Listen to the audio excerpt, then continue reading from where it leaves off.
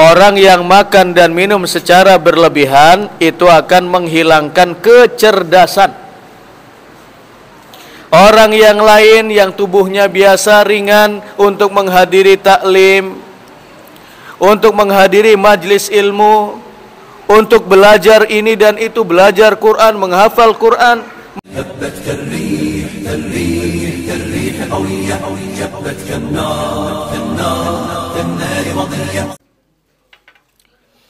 Assalamualaikum warahmatullahi wabarakatuh.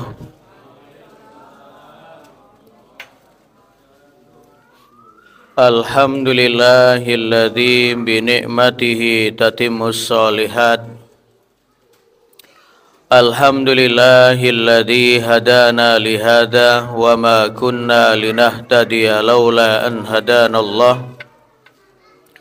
Asyhadu an la ilaha illallah wahdahu la syarikalah wa asyhadu anna Muhammadan abduhu wa rasuluhu amma ba'd. Qala Allah ta'ala fil Qur'anil Aziz, ya ayyuhalladzina amanu udkhulu fis silmi kaffah wa la tattabi'u khutuwatis syaitan innahu lakum aduwwum mubin.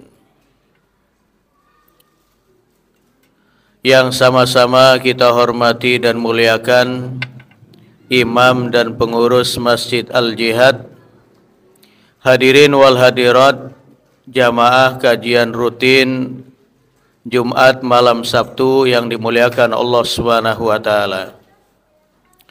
Kita memuji Allah Subhanahu wa taala atas segala karunia, nikmat, inayah, hidayah dan taufiknya, sehingga sampai detik ini kita masih mendapatkan nikmat usia. Yang dengan nikmat usia ini kita bisa menambah bekal perjalanan hidup kita bertemu Allah Subhanahu wa taala, yaitu bekal iman dan amal soleh. Salawat teriring salam semoga senantiasa tercurah kepada Rasul junjungan kita Nabi Agung Muhammad sallallahu alaihi wasallam, yang senantiasa kita memohon kepada Allah mudah-mudahan kita semua termasuk pengikutnya yang memantaskan diri mengharap syafaatnya pada hari kiamat nanti. Amin. Jamaah sekalian, kajian kita pada malam ini terkait dengan pintu-pintu syaitan menggelincirkan manusia. Jamaah sekalian, Allah Subhanahu wa taala memerintahkan kepada kita hamba-hambanya untuk masuk kepada ajaran Islam dengan keseluruhan. Bukan hanya di tepi-tepinya saja, bukan hanya di tengahnya saja, di pinggir-pinggirnya saja, tetapi secara keseluruhan. Baik itu akidahnya, baik itu fikih ibadahnya, baik itu akhlaknya, baik muamalahnya, dan seterusnya. Allah Subhanahu wa taala menyeru, ya ayyuhalladzina amanu dukhulu fis silmi kaffah wa la tattabi'u khutuwatis syaitan innahu lakum aduwwum mubin. Wahai orang-orang yang beriman. Dan panggilan iman adalah panggilan Allah Subhanahu wa taala, panggilan khusus li ahlil iman. Orang yang telah memiliki keimanan walaupun setipis kulit ari, memiliki iman, ya memiliki iman walaupun hanya setetes, merasa terpanggil dengan panggilan ini. Ya ayyuhalladzina amanu, wahai orang-orang yang beriman. Abdullah bin Mas'ud radhiyallahu an menyebutkan, apabila kalian diseru dengan ya ayyuhalladzina amanu far'au. Apabila kalian diseru dengan ya ayyuhalladzina amanu,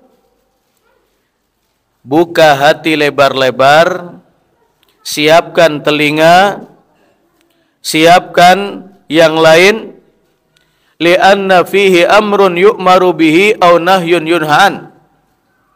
Karena setelah ya ayyuhalladzina amanu ada perintah untuk dilakukan atau ada larangan untuk ditinggalkan. Dan pada ayat 208 dari surah Al-Baqarah ini Allah memerintahkan kita udkhulu fis-silmi kafah. Masuklah kalian kepada Islam dengan keseluruhannya. Wala tattabi'u khutuwatis syaitan. Dan jangan mengikuti jejak langkah-langkah syaitan. Innahu lakum aduwwum mubin. Karena sesungguhnya syaitan itu adalah musuh yang nyata bagimu. Jadi pada ayat ini Allah memberikan gambaran bahwa syaitan, musuh manusia yang abadi itu, menggelincirkan manusia dari jalan Allah, menipu hamba-hamba Allah Subhanahu wa taala, membuat perangkap bagi umat Rasulullah sallallahu alaihi wasallam dengan cara khutwatan, selangkah demi selangkah, setapak demi setapak. Jadi tidak secara langsung mubasyaratan, tetapi khutwatan, sedikit demi sedikit. Dan Ibnul Qayyim rahimahullah menyebutkan bahwa perangkap-perangkap syaitan itu ada pada 4 pintu. Sebagaimana beliau sebutkan, inna fudulan nazar, pandangan mata yang tidak terukur. Wal kalam, banyak berbicara. Wat ta'am, makan secara berlebih-lebihan. Wal mukhalatah, bergaul dengan banyak orang. Innama huwa yatasallatu syaitan ala ibni Adam. Itulah pintu-pintu syaitan, itulah jalan-jalan syaitan untuk menggelincirkan manusia, keturunan Adam alaihissalam. Kita mulai dari pertama adalah fudulan nazar, pandangan mata yang tidak terjaga. Allah Subhanahu wa taala memerintahkan kepada hamba-hamba Allah yang beriman, baik laki-laki maupun perempuan, untuk menjaga pandangan. Di dalam ayat 30 dari surah An-Nur Allah berfirman, "Qul lil mu'minina yaghuddu min absarihim wa yahfadhu furujahum." Katakanlah ya Muhammad kepada orang-orang yang beriman, laki-laki, untuk menjaga pandangan mereka dan memelihara kemaluan mereka. Dan pada ayat yang ke-31, wa kullil mu'minati yaghdudna min absarihin wa yakhfadna furujahun. Dan katakanlah ya Muhammad kepada perempuan-perempuan mukminat agar mereka menjaga pandangan mereka dan memelihara kemaluan mereka, aurat mereka. Al-Imam Asy-Syaukani di dalam kitab tafsirnya Fathul Qadir menyebutkan sababun nuzul tentang turunnya ayat ini, di mana ada seorang sahabat yang berada di sebuah kebun yang ada di Madinah. Kemudian melintas seorang sahabiah, seorang perempuan di masa sahabat, dan laki-laki tadi terpesona dengan kecantikan perempuan ini. Dilihatin terus. Begitu sudah lewat, juga diperhatikan dari belakangnya. ternyata bukan hanya dari depan indah dipandang, tetapi dari belakang juga elok dirasakan. Tanpa dia sadari, di belakangnya ada tembok. Begitu dia menghadap ke belakang, maka wajahnya menghantam tembok, fasyaqqa anfuhu, sampai hidungnya pecah. Berdarah-darah hidungnya itu. Hanya bedanya sahabat Rasulullah dengan kita, kalau kita telah berbuat kesalahan, melakukan dosa dan maksiat, itu berupaya untuk menutupinya, tetapi para sahabat tidak demikian. Melihat hidungnya bocor karena perbuatannya, dia langsung datang kepada Rasulullah SAW sembari darah mengucur-ngucur. Kemudian dia menceritakan kepada Rasulullah peristiwa yang baru saja dia alami. Apa kata Rasulullah? Hadhihi uqubatu dzanbik. Ini karena dosa yang kamu lakukan. Ya. Jadi itu karena pandangan. Maka Rasulullah SAW menyebut dalam sabdanya bahwa an-nadratu sahmun min sihami iblis masmum, dalam riwayat Ahmad. Sesungguhnya pandangan mata itu adalah panah-panahnya iblis yang beracun. Maka pandangan ini adalah merupakan awal dari bencana yang besar. Rasulullah SAW menyebut fal ainani tazniyan, mata itu bisa berzina, wa zinahuma an-nadhar, dan berzinanya kedua mata itu adalah dengan memandang perempuan yang bukan mahramnya, yang bukan halal baginya, memandang yang lain dan seterusnya. Ini adalah bentuk dari zinanya mata. Ada satu ungkapan bahwa pandangan pertama itu rezeki atau nikmat.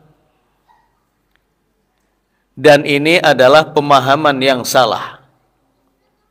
Sebagaimana disebutkan oleh Jabir bin Abdullah dalam riwayat Muslim, sa'altu Rasulullah sallallahu alaihi wasallam an nadharil fujaah. Aku pernah bertanya kepada Rasulullah sallallahu alaihi wasallam an nadharil fujaah, pandangan yang tidak sengaja. Fa amaroni an asrifa basari. Maka beliau memerintahkan untuk segera memalingkan pandangan. Maka tidak benar pandangan pertama itu nikmat, rahmat, rezeki. Kemudian kita memandang lama-lama, itu adalah bencana, panah-panah iblis yang beracun.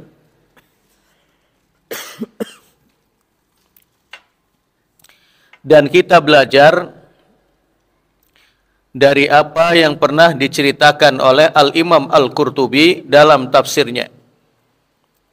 Ketika menafsirkan ayat 135 dari surah Ali Imran. Walladzina idza fa'alu fahishatan aw dzalamu anfusahum dzakarullaha fastaghfaru lidzunubihim. Dan orang-orang yang apabila melakukan dosa besar dan dosa kecil, dzakarullah, dia ingat kepada Allah, hatinya tersengat, hatinya terbakar, hatinya bergejolak. Fastaghfaru lidzunubihim, ingat kepada Allah, kemudian dia memohon ampun atas dosa-dosanya. Imam Al-Qurtubi menceritakan tentang ayat ini. Ada dua orang sahabat Rasulullah, yang pertama dari Bani Thaqif, yang kedua dari sahabat Ansor. Jadi Ansori dan Thaqafi. Keduanya sangat dekat persahabatannya, Sehingga ketika sahabat Ansor ini mau menunaikan tugas berjuang di jalan Allah Subhanahu wa taala, maka dia menitipkan keluarganya kepada sahabatnya ini, sahabat Tsaqafi. Nah, begitu sahabat Ansor berangkat, sahabat Tsaqafi ini betul-betul menunaikan amanahnya. Jadi sekali-sekali mengitari rumah sahabatnya demi menjaga. Suatu saat tanpa sengaja sahabat Tsaqafi ini ketika sedang menjaga rumah sahabatnya ini melihat pintu rumah sahabatnya ini terbuka separuh. Tanpa sengaja sahabat Ansor ini melihat bahwa istri sahabatnya ini baru selesai mandi, baru nyisiri rambut. Maka sahabat Al-Ansor atau sahabat Tsaqafi ini, masuk ke dalam dan langsung memeluk istri sahabatnya. Kata istri sahabat Ansor ini, ittaqillah faqad khunta akhaka. Bertakwalah kamu kepada Allah karena engkau telah mengkhianati amanah saudaramu ini. Maka begitu mendengar ittaqillah, bertakwalah kamu kepada Allah, maka sahabat tadi langsung menangis dan pergi ke puncak bukit yang ada di Madinah. Begitu sahabat Ansor pulang dari berjuang di jalan Allah, istrinya bercerita begini. Maka sahabat Ansor ini melapor kepada Rasulullah tentang pengkhianatan sahabatnya Tsaqafi. Tetapi apa kata Rasulullah? Kita cari sahabat Tsaqafi. Ternyata begitu dicari berada di sebuah bukit yang ada di Madinah, sedang menangis,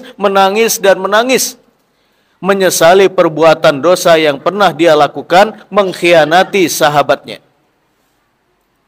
Maka karena ini turunlah ayat, walladzina idza fa'alu fahishatan aw zalamu anfusahum dzakarullaha fastaghfaru lidunubihim. 135 dari surah Ali Imran.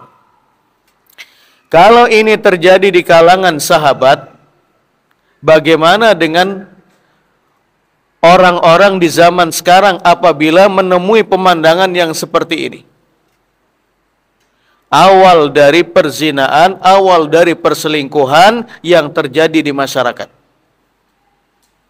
Berawal dari pandangan mata.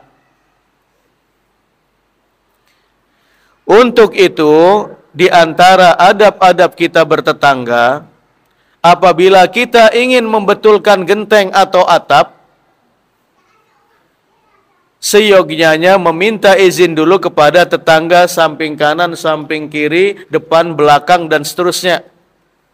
Supaya ketika berada di atap rumah, berada di atas, itu pandangan matanya terjaga, tidak melihat apa yang ada di dalam isi rumah tetangga-tetangganya. Itu di antara adab-adabnya dalam rangka untuk menjaga pandangan. Karena pandangan mata merupakan panah-panahnya iblis yang beracun. Dan pandangan mata ini bukan hanya kita batasi, kita jaga terhadap lawan jenis, bukan mahram dan seterusnya, tetapi juga terkait dengan hak-hak orang lain, dengan kekayaannya, dengan apanya, dan seterusnya.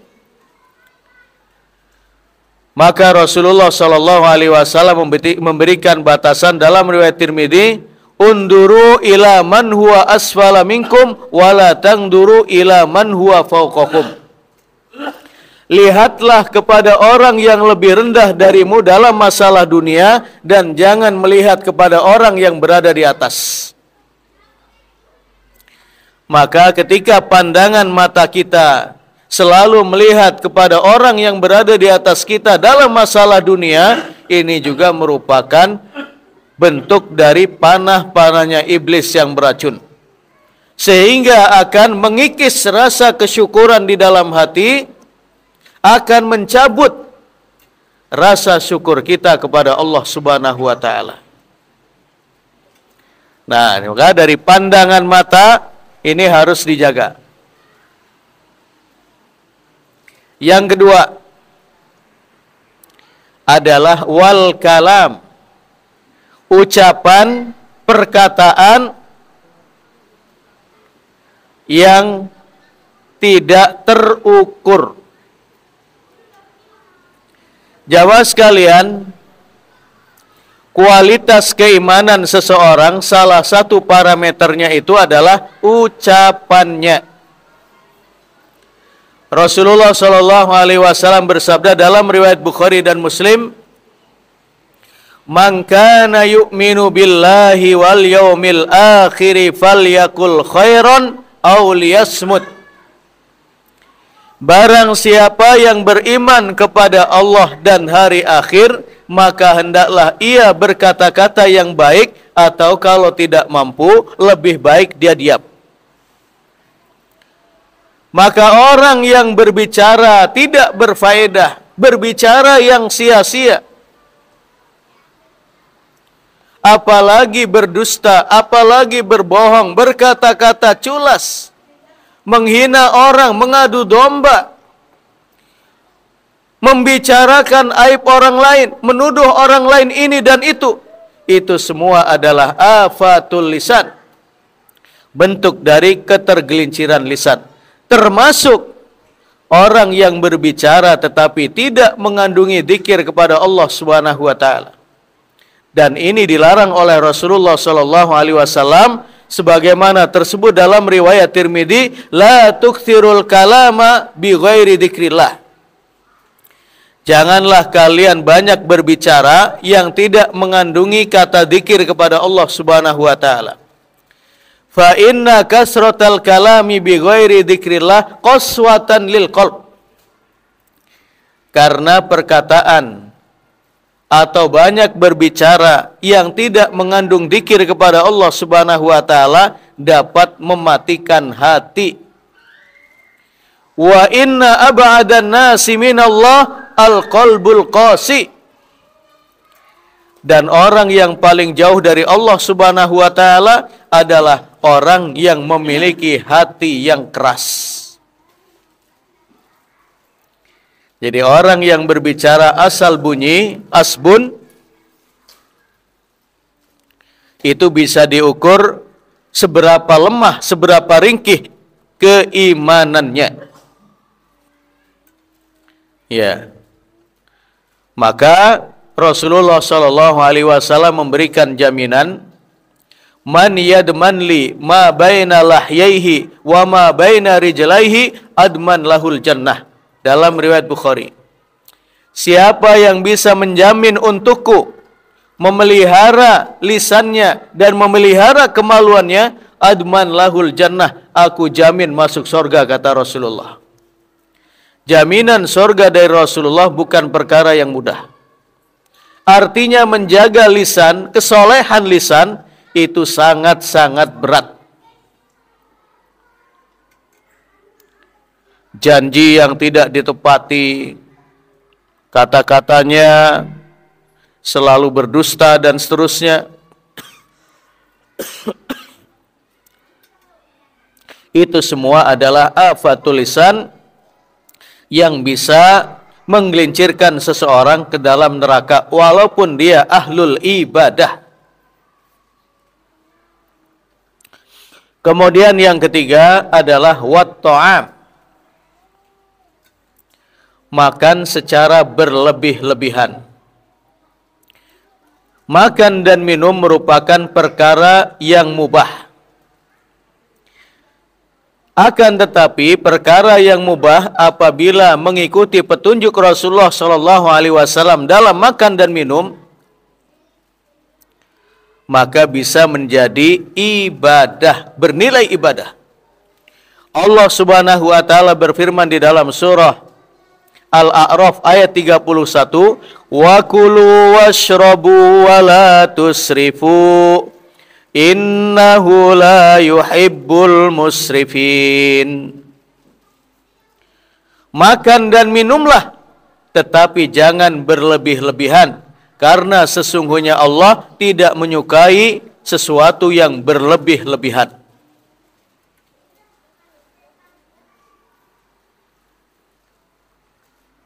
Terkait dengan makan yang berlebih-lebihan,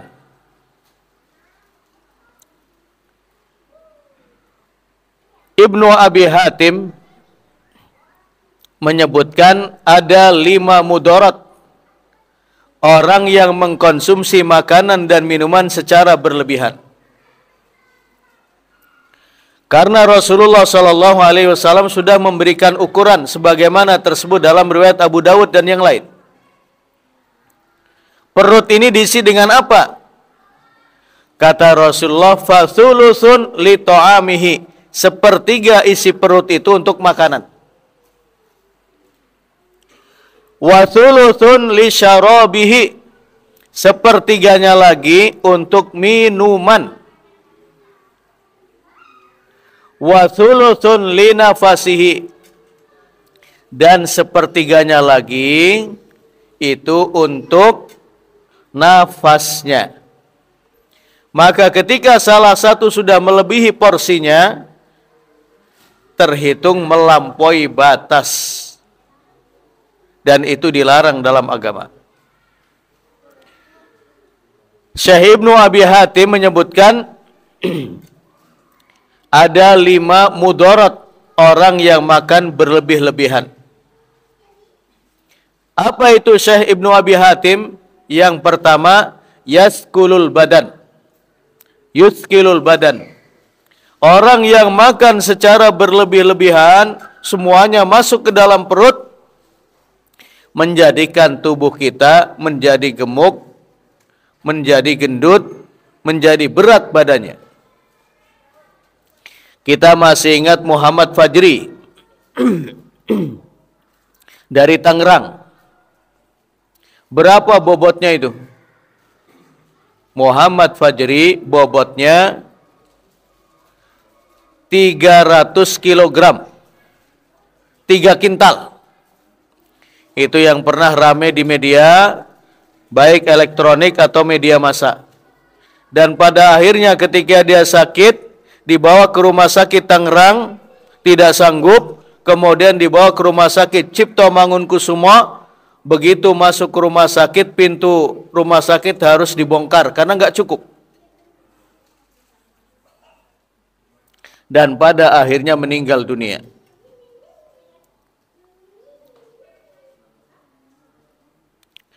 Dulu ketika waktu kecil saya bermimpi atau menginginkan menjadi orang yang gemuk. Karena dulu ada contohnya, wah enak bener jadi orang gemuk. Ternyata gemuk itu identik dengan makan dan minum secara berlebihan. Dan ini akan mengganggu berat badannya. Dan yang nanti pada hari kiamat yang akan diukur timbangan berat itu bukan karena badannya. Bahkan di dalam riwayat Bukhari disebutkan, innahu ilayati birrajulis saminil azim. Nanti pada hari kiamat akan didatangkan seorang laki-laki yang besar, yang gemuk, berat badannya. Begitu ditimbang pada hari kiamat, tazinu yaumal qiyamati, ternyata begitu ditimbang pada hari kiamat, beratnya itu tidak lebih dari janaha ba'udah, tidak lebih dari sayap nyamuk, karena nggak punya amal. Dan memang ketika hidup di dunia badannya besar, gimana mau beramal dengan mudah? Itu resiko pertama. Mudarat yang pertama, makan dan minum berlebihan, yuskilul badan, membuat berat badan menjadi naik. Kemudian yang kedua, wayuksil qalb, menjadikan hati menjadi keras. Kerasnya hati itu bisa dilihat dari rapuhnya hati untuk merasakan apa yang dirasakan oleh orang lain. Maka orang yang berhati keras, mau tetangganya kelaparan, mau tetangganya miskin dan seterusnya, tidak pernah ada perasaan ingin membantu mereka. Tidak ada. Karena yang penting dirinya kenyang.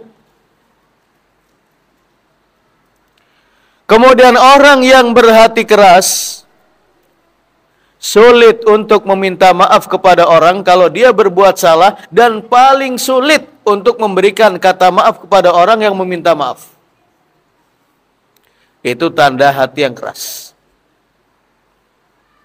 Tidak memiliki solidaritas kepada kaum mukminin, tidak memiliki rasa empati kepada mereka, dan tidak memiliki kasih sayang kepada orang lain.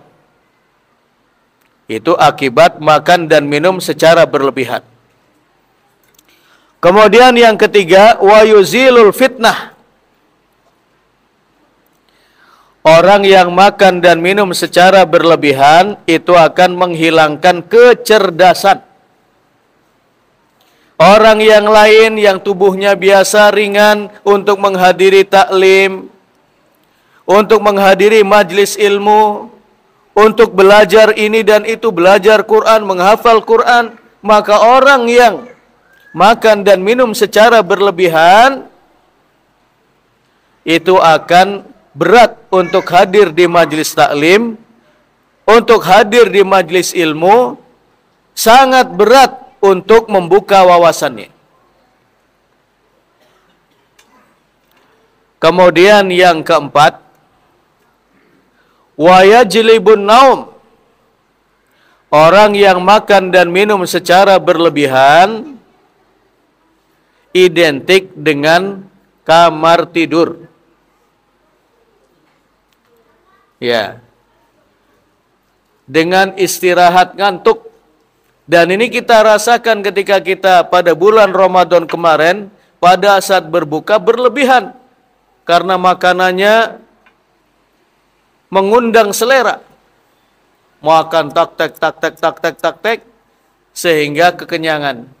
Maka untuk bangun dari tempat tidur, untuk melaksanakan sholat tarawih berat, apalagi sholat malam. Untuk membuka Al-Quran ngantuk, hambar kalaupun membaca. Itu karena berlebih-lebihan dalam makan dan minum, maka orang tidak akan memiliki empati kepada orang lain. Orang yang biasa-biasa dalam makan dan minum, sederhana dalam makan dan minum, yataraddaduna ilal masajid, akan bolak-balik berangkat ke masjid untuk melakukan ibadah ini, ibadah itu. Tetapi orang yang kekenyangan dalam makan dan minum, itu identik dengan baitul khala. Kalau yang lain memenuhi masjid, dia memenuhi kamar renungan atau WC. Kemudian yang kelima, yud'ifu 'alil ibadah. Orang yang terlalu kenyang makan dan minum itu akan melemahkan kita untuk ibadah. Berat untuk ibadah itu. Ibadah apapun berat. Entah itu ibadah sosial, berbagi kepada orang, sedekah kepada orang lain, mengangkat atau meringankan beban orang lain, terasa berat, terasa berat, terasa berat. Atau ibadah secara langsung kepada Allah, sholat dan yang lain, tilawatul Quran, berat. Lemah dalam ibadah.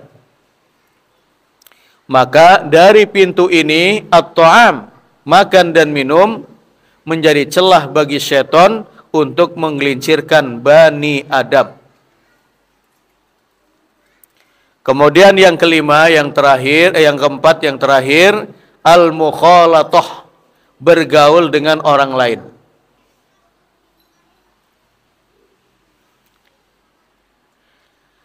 Bergaul dengan orang ini juga menjadi celah bagi syaitan untuk menggelincirkan manusia.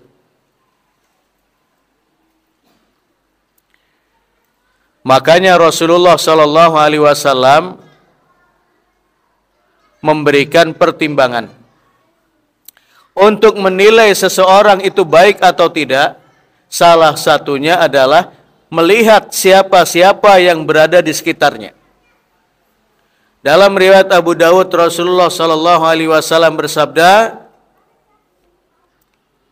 "Al-mar'u ala dini khalilihi, falyandur ila man yukhalil." Seseorang itu berada pada agama orang-orang yang berada di sekitarnya. Falyandur ila man yukhalil. Kalau ingin melihat seperti apa agamanya, lihatlah orang-orang yang berada di sampingnya.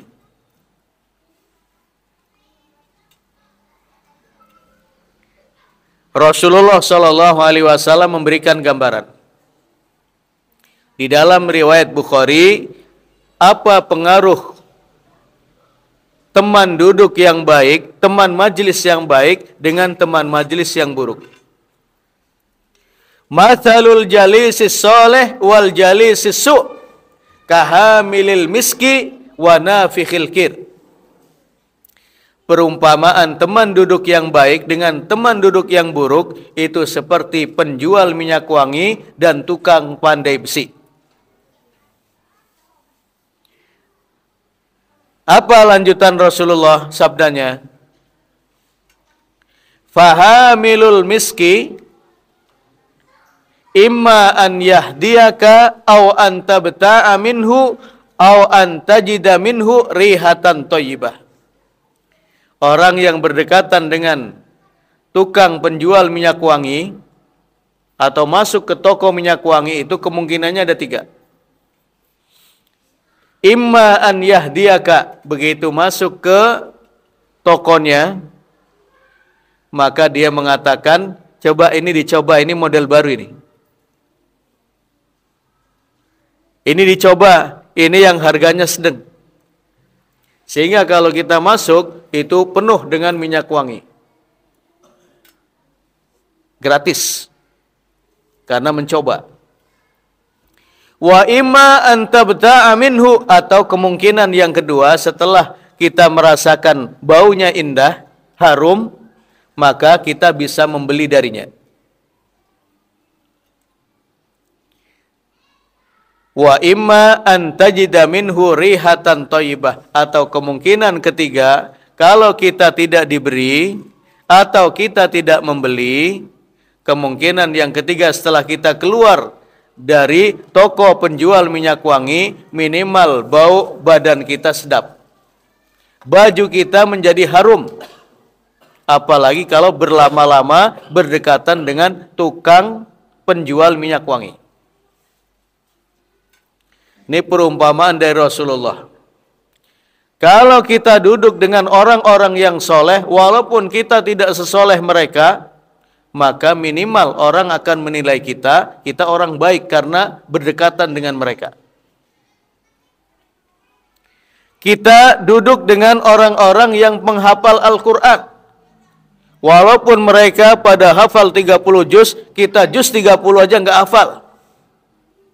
Maka orang akan menilai, wah bapak itu walaupun sudah tua, ternyata masih menghafal Quran. Itu minimal berdekatan dengan orang-orang yang soleh. Nama baik kita akan terangkat.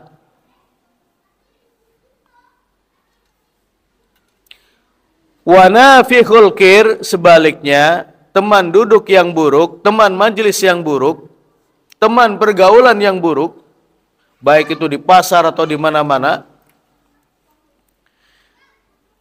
imma an yuhriqa thawbak. Kemungkinan pertama, kalau kita berdekatan dengan tukang pandai besi, kita masih ingat dulu 10 tahun yang lalu, 20 tahun yang lalu, 30 tahun yang lalu, kalau berdekatan dengan tukang pandai besi, kata Rasulullah, imma an yuhriqa thawbak. Kemungkinan pertama, percikan apinya itu akan membuat baju kita berlubang. Itu kemungkinan pertama. Wa imma an tajida minhu rihatan khabithah.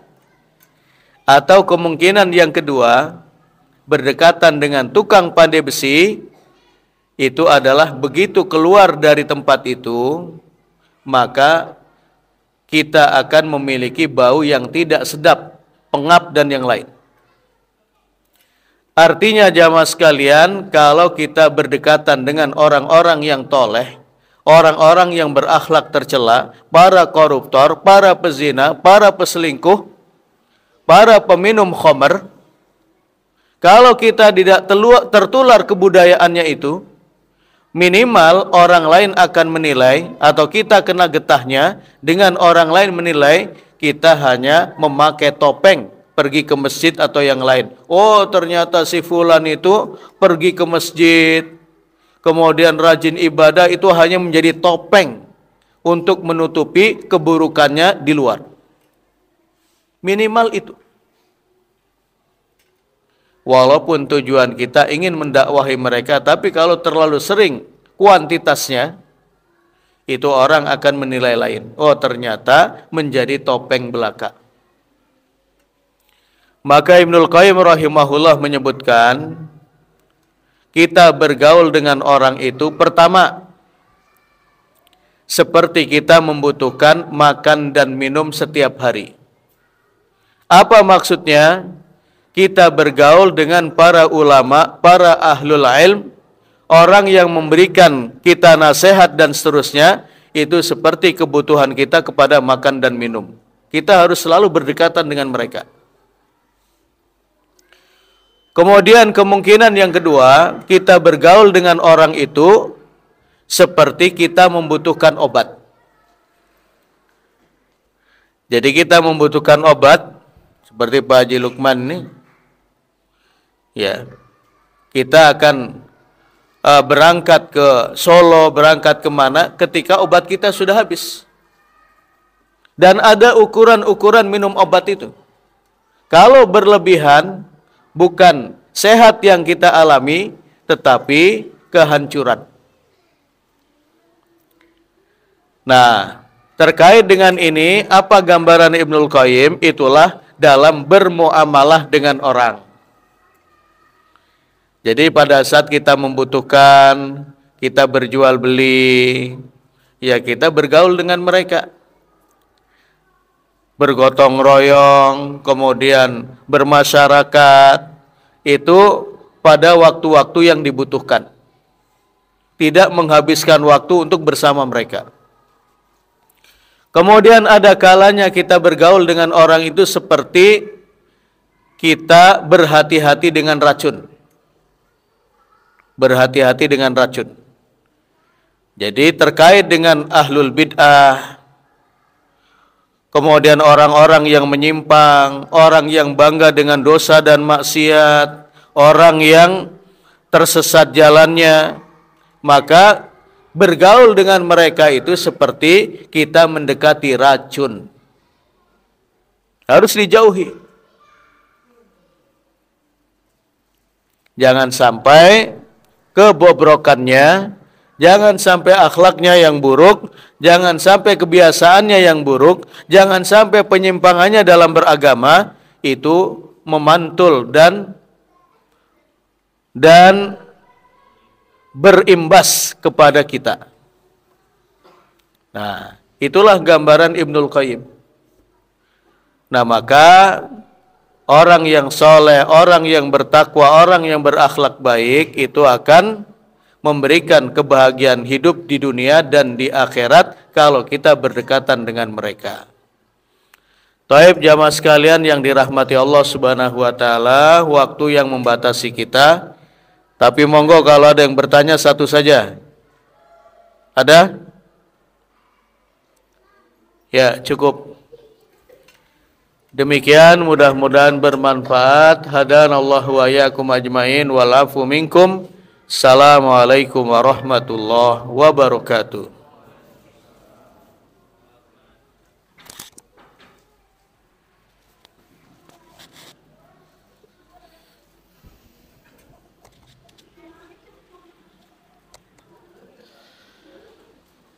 Jazakallah khairan kasiran kepada Ustadz Firadi yang telah menyampaikan sedikit ilmunya. Semoga apa yang telah beliau sampaikan menjadi bermanfaat bagi kita semua. Amin amin rabbal alamin. Meningkat ke acara selanjutnya yaitu penutup. Sebelum ditutup, ada sedikit informasi, yaitu bahwasanya nanti ba'da Isya ada pembagian sembako untuk jamaah Masjid Al-Jihad. Untuk bagi bapak-bapak yang namanya disebut, diharapkan nanti setelah sholat Isya bisa mengambil sembako di serambi masjid di depan. Untuk yang pertama yaitu Bapak Tony atau Bapak Usman Hasan, yang kedua Bapak Yoni Fajri, yang ketiga Bapak Edi Fitri, dan yang keempat Bapak Hendrik, yang kelima Bapak Ami, yang keenam Bapak Oji, yang ketujuh Bapak Misran, yang ke-8 Bapak Amri, yang ke-9 Bapak Ronggo, dan yang ke-10 yaitu Bapak Yose Rizal. Itulah acara demi acara yang telah kita lalui. Meningkat ke acara yang selanjutnya yaitu penutup. Malah kita tutup acara pada malam hari ini dengan baca kafaratul majlis. Bismillahirrahmanirrahim. Subhanakallahumma wa bihamdika asyhadu an la ilaha illa anta astaghfiruka wa atubu ilaik. Saya sebagai Amir Majlis, apabila ada salah kata saya mohon maaf. Saya akhiri. Wassalamualaikum warahmatullahi wabarakatuh. هبت كالريح كالريح كالريح قوية جبت كالنار كالنار كالنار مضية